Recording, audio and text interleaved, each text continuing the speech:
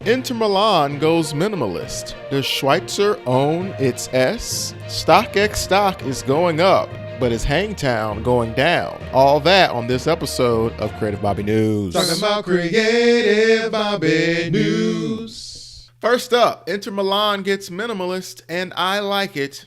I like it a lot.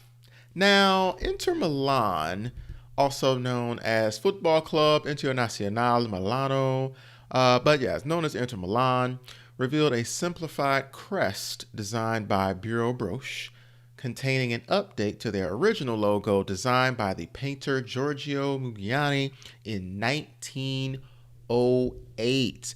The revamped badge removes the letter FC, which stands for Football Club, from the logo. And I love this. I love this. I love this. I think they did a fantastic job with this. It's a simple change, but I feel it's a change that will help them in the future. I love the new look. I love the new logo.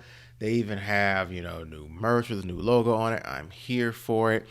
The F and the C, I know it's classic. I know it's been there for a long time, but this way is just smoother. It's more minimalist. It works on multiple levels. And I think they're trying to make more of an iconic brand. According to the club, the simplified badge is a part of a rebrand that aims to establish the club as a brand beyond its football supporting base. If they haven't seen a match, even if they are not familiar with the club, they want to kind of have this be an avenue for them to get more involved in the club, or to have the club go beyond just the pitch. Inter has moved to revamp their visual identity to open themselves up to an audience that is increasingly digital, sensitive to aesthetics, to global reach in different age groups, and establish itself as an icon of culture as well as a sport, the club said. The aim is to make Inter relevant, recognizable beyond its fan base, and allow a younger international audience to identify with the values of inclusion, style, innovation that have characterized Inter since its foundation. Great job, Inter Milan. Next up, Schweitzer, a North Idaho ski resort, caused a little bit of a controversy when they revealed their new logo. Schweitzer's logo made its Facebook debut on April 7th. And Facebook commenters were kind of sounding off about the design, saying they prefer their old logo, and other people comparing it to the Seattle Kraken.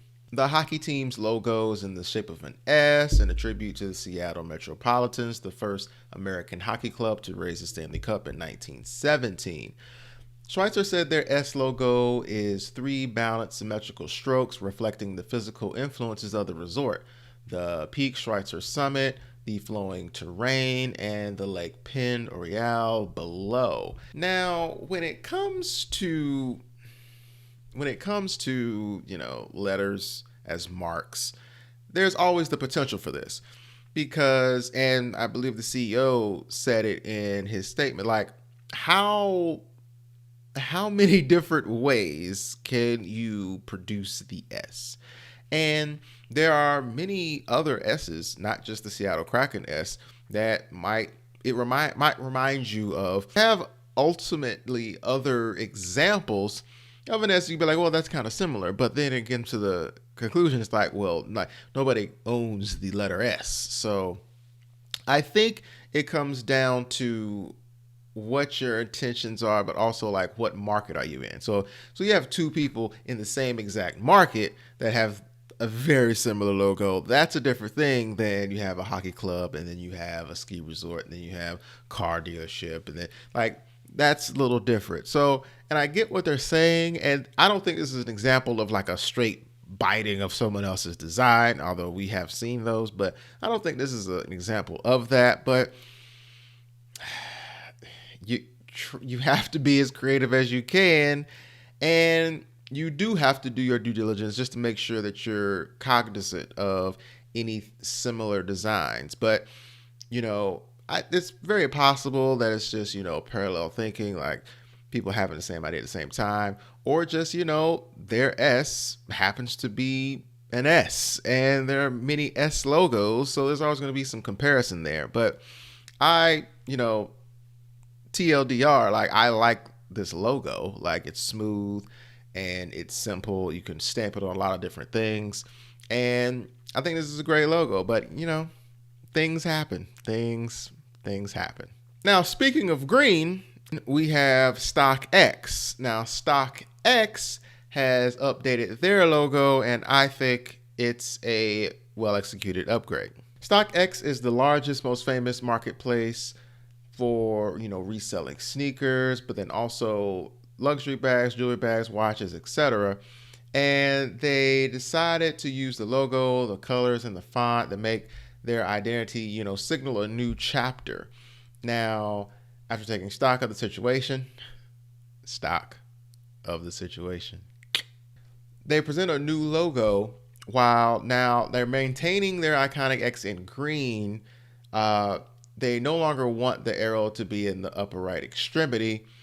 And, since the birth of StockX, it symbolized the stock market, and that has been removed to have a more contemporary expanding arrow. I really feel like the new logo is superior to the old logo because, they're like, okay, StockX, stock. So let's have the arrow going up like it's in the stock market. But I feel like this new identity, it allows them to be more themselves and kind of separate themselves just from when someone thinks that, they think the stock market. Now they want them to think their own individual brand, and immediately the way they're applying it is fantastic, because when a new logo comes up, you always have to kind of wait to see how they're going to apply the logo, especially with a logo as minimalist as this. And I think they did a great job. They even have a new font, and they're refreshing their identity. Like, you see these different applications of it. And I feel like this right here is going to allow them to go to new heights. And I like it. I dig the application of this StockX logo. Now, finally, let's talk about Hangtown. City Council of Placerville, formerly known as Hangtown because of its 19th century history of vigilantism, voted to eliminate the noose in its city logo. Now, more than a century ago, gold miners settled in an area of Northern California known as Hangtown, where adventurers sought fortunes by panning for gold, and vigilante justice was dispensed to criminals that gave the town its morbid renown. Morbid is correct. So I have some questions. My questions are, number one, because some people were like, yeah, let's get it out of here. The climate of the country and how this could be perceived. Interesting. But yeah, still get it out of here. Why? First off, it's okay, yes, you have the possible ways that people can take that. You got a noose on your town seal. That's problematic. But even if you remove that, why would you want that to represent where you live? It's the story seems to be that was a punishment for people who tried to rob people who were searching for gold. So why would you? There's got to be another way for you to represent, justice than, a noose in the background on a tree. We can't do better than that.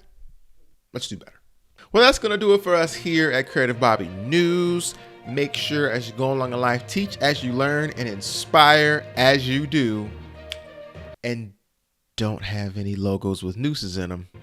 And we will see you in the next episode.